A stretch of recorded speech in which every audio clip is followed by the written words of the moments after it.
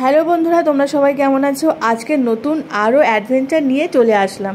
জানো তো, অ্যাডভেঞ্চারটা যে কি মেঘালয় না আসলে কিন্তু জানা যায় না। তো চলো আজকের ব্লগটা তোমাদেরকে সাথে করে শুরু করি। এখন চলে এসেছি হচ্ছে ইকো পার্কে। সোহরা মানে হচ্ছে চেরাপুঞ্জির আগের নাম ছিল সোহরা আই থিঙ্ক। আর এই দেখো হচ্ছে চারপাশটা ভিউটা। আমরা এখন পার্কের ভেতরটা ঢুকবো। খাওয়া দাওয়ার পরে না পুরো এনার্জিটা লস হয়ে যায়, তাও তো আমরা হালকা করে খেয়ে নিয়েছি। আর সেই সকালবেলা বেরিয়েছি, তোমাদের সাথে সেটা আমি শেয়ার করেছি, বাট কখন গিয়ে পৌঁছাবো হোটেলে জানি না। আর এখনও 2-3টে জায়গা রয়েছে, আমরা একটা জায়গা বাদ দিয়েছি, সেটা অনেকটা পাহাড়ের উপরে উঠতে হবে, নিচে নামতে হবে। ওই সবের থেকে মানে আর এনার্জি লস, বাচ্চারাও রয়েছে, ওরা পারবে না, তার জন্য ইকো পার্কটাতে যাচ্ছি। তো যাই ভেতরটায়।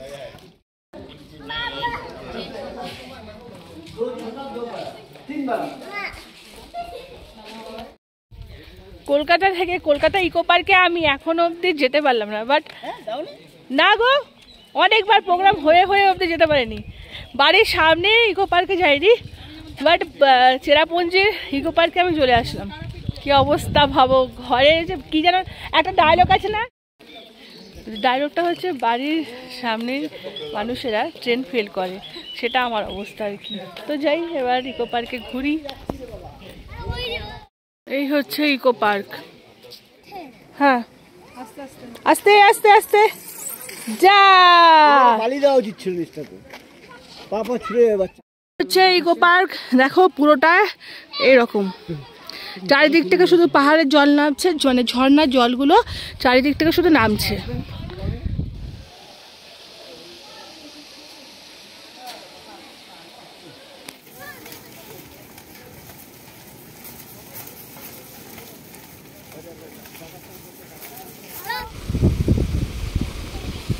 দেখো এই জলটা দেখার জন্য মেন হচ্ছে ইকো পার্কে আসা। আর ইকো পার্কে এসে জলটা দেখে সেটা সার্থক হয় না, গায়েও গুড়ি জল পড়ছে, কারণ মেঘ না জল বুঝতে পারছি না। আর এদিকে তো মানে এখন যাচ্ছে না, এত ভয় লাগছে। আমরা এবার নেমে সামনে দিকে এগিয়ে যাই। জলটা দেখো, এই যে জলটা এখান থেকে নামছি ইকো পার্কে, এটাই দেখার মতন। কি অপূর্ব না? দেখো ঝর্ণার জলটা সেই ওই উপরে, মানে এটা একদম পাহাড় থেকে আসছে, উপর থেকে ওই নিচ বরাবর একদম বেয়ে পড়ছে এখানে। অল টাইম জলটা পড়তে থাকে, যেহেতু ওটা এইটা হচ্ছে বর্ষার সময়তে আরও বেশি হয়।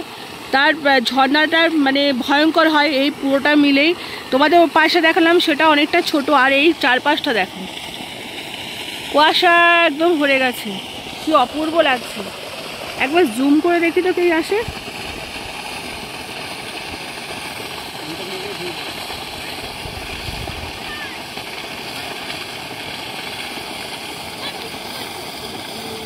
চোখ সার্থক হয়ে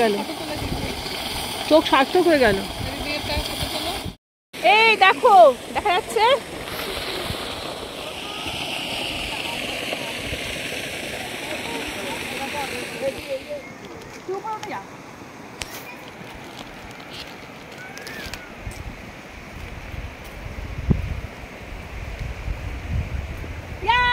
এই পুরোটাতে জল থাকে, এখন আর জল নেই, জল ওই দিকে রয়েছে, ওইখান থেকে জল আসছে।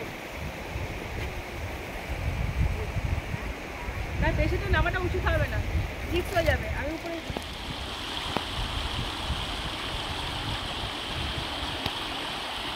পাথর আমরা গেলাম না, আমার মনে কি বলতো, চারিদিক থেকে জল আসছে তো।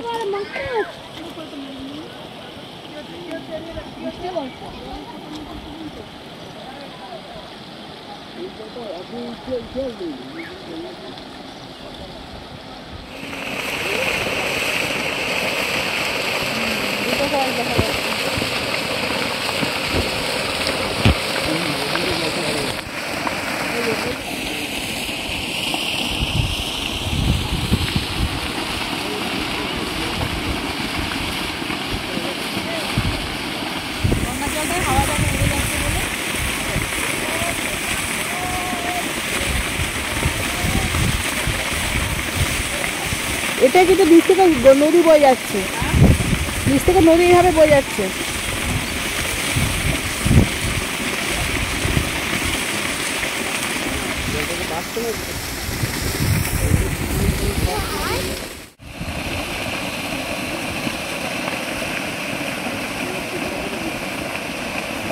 এখন ইকো পার্কে থেকে বেরিয়ে আমরা মেঘালয়ের একটা ফেমাস জায়গায় যাব, যেটা কিনা ফোন খুললে অল টাইম তোমরা এই ছবিটাই দেখতে পারো।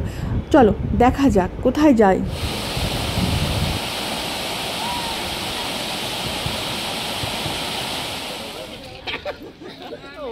এই জল থেকে মাছ যাচ্ছে আর এখানে এরা ছিপ নিয়ে বসে রয়েছে, মাছ ধরছে।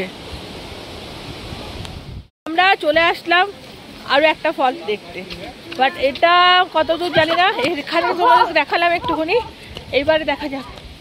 আর যেহেতু আমরা চেরাপুঞ্জি চলে এসেছি, এখানে ওয়েদারটা সবসময় মানে মেঘ, হঠাৎ করে বৃষ্টি চলে আসে। ছাতাটা যদিও আমার গাড়ির মধ্যে রয়েছে, দেখা যাক কতদূর দেখা যায়। তো নামতে হবে মনে হচ্ছে। ওই দেখো ওই পাশটা দেখা যাচ্ছে। আমরা যে দিকটা দিয়ে এইমাত্র ঘুরে আসলাম সেই সাইডটা তোমাদেরকে একবার এখান থেকে দেখাবো। দেখো ওই দেখো পেছনটা দেখো, তো ব্যাক ক্যামেরা দেখাচ্ছি। এখন তোমাদেরকে যে অ্যাডভেঞ্চারটা দেখাতে চলেছি সেটা জানো তো, যদি ক্যামেরা থাকতো না আমার হাতে, আমার এই ফোনের পরিবর্তে, তাহলে হয়তো আরো ভালো করে দেখাতে পারতাম। আমরা রয়েছি এখন সেভেন সিস্টার, বাট কি বলবো তোমাকে, এখানে আমরা সকাল থেকে আজকের ভিউটা আমাদের, আজকের ঘোরাটা আমাদের সব থেকে বেস্ট অ্যান্ড বেস্ট হয়েছে। কারণ হচ্ছে এই পাহাড়ের গা থেকে যে জলটা পড়ছে, এটা না দেখলে পাহাড়ে আসাটা সাথে হয় না।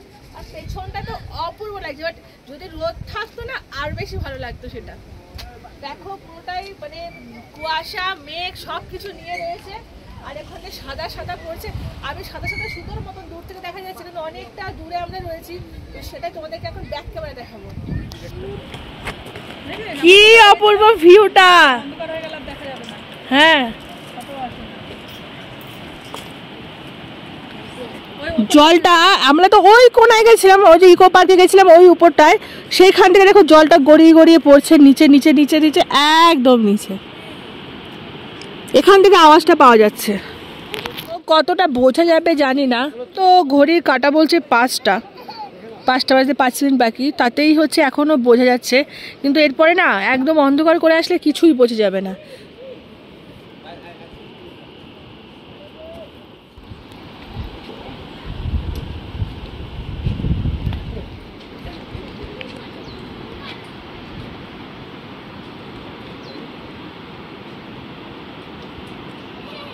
কত হাজার ফিট এটা হবে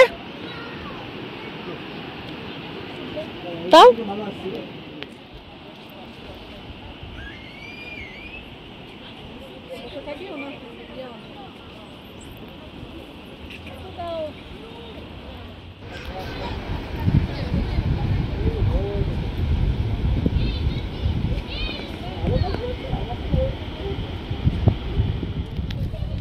বিশ্বাস করো এই জায়গাটা ছেড়ে কালকে আমাদের চলে যেতে হবে, এতটা মন খারাপ লাগছে। তাছাড়া আমরা 3টে ফ্যামিলি একসাথে রয়েছি এই কটা দিন ধরে, প্রায় 6-7 দিন আমাদের একসাথে কেটে গেল। এটা আরও বেশ একটা আনন্দের, কিন্তু যেই আবার ভাবছি না কালকে চলে যেতে হবে, তখনই আজ মানে কষ্ট হচ্ছে। আর আমি এবার ঠিক করেছি আমি এই লাস্ট, আর এখন কোথাও বেরোবো না, কারণ আমাদের ওইদিকে তো প্রচুর গরম, আর দেখছো এখানে তো জ্যাকেট পরে রয়েছে। তো যাই হোক, জার্নিটা তো ভালোই হচ্ছে। Thank you.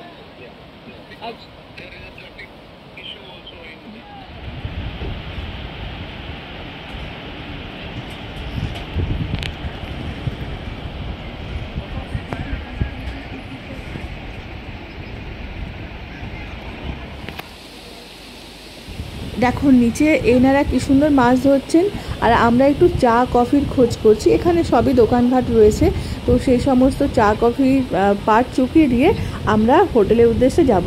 কারণ কি জানো তো, সূর্যি মামা কিন্তু পার্টে যেতে বসেছেন, আমাদের তো হোটেলে ফিরে যেতে হবে। কালকে সকালে দারুণ আরও ব্লগ আসছে। দেখো আমাদের আজকে চেরাপুঞ্জিতে যে হোটেলটা হবে, গাড়ি থেকে আমরা সব নেমে পড়েছি।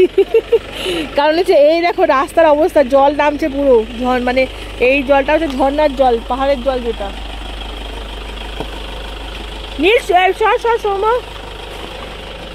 এটা দেখার মতন।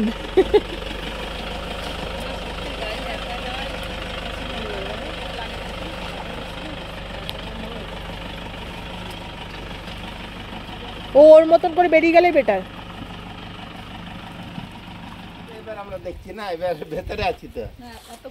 হ্যাঁ তখন তো পাহাড়ের উপর থেকে দেখছিলাম না। পাহাড়ের জন্য বাড়ির জন্য পাহাড় দেখতে পারেন। চলে আসলে আমাদের গাড়ি, চারিদিকে হচ্ছে গিয়ে জল যাচ্ছে ঝর্ণার জন্য, পাহাড়ের জল নামছে, আর এই দেখো পাহাড়, তার মধ্যে হচ্ছে আমাদের হোটেলটা, সব একই সেম সেম।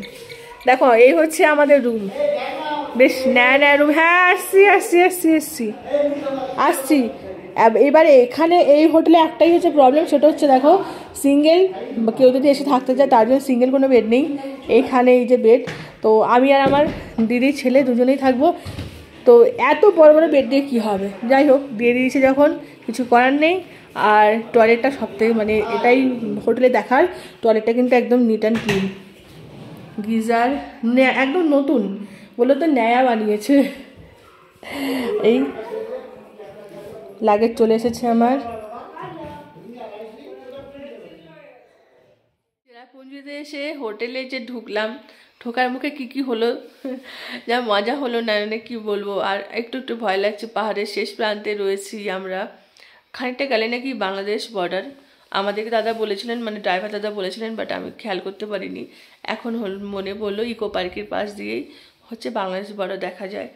তো ঘুমে বুঝতে পারছি, তাকাতে পারছি না, ঘড়ির কাঁটা এখন বলছে রাত্রে 11টা। আজকে নিয়ে আমরা 5টা হোটেল হলো যে রয়েছি। তো যাই হোক এই আমাদের ট্যুরটা খুব ভালো লাগলো, খুব ভালোভাবেই হয়ে গেল। আগামীকাল রয়েছে ডাউকি থেকে শুরু করে আরও কিছু ভিডিও, জানি না ফোনের স্টোরেজ ফুল হবে কি ফাঁকা হবে জানি না, এত ভিডিও করা হচ্ছে, ভিডিওগুলো কিছু পোস্ট করা হচ্ছে না। যাই হোক, তো আর বকবক না করে আজকে ভিডিওটা এই অবধি রাখছি। গুড নাইট, সবাই খুব ভালো থাকবেন। কালকে নতুন আর একটা ব্লগের জন্য কিন্তু ওয়েট করতে হবে। টাটা।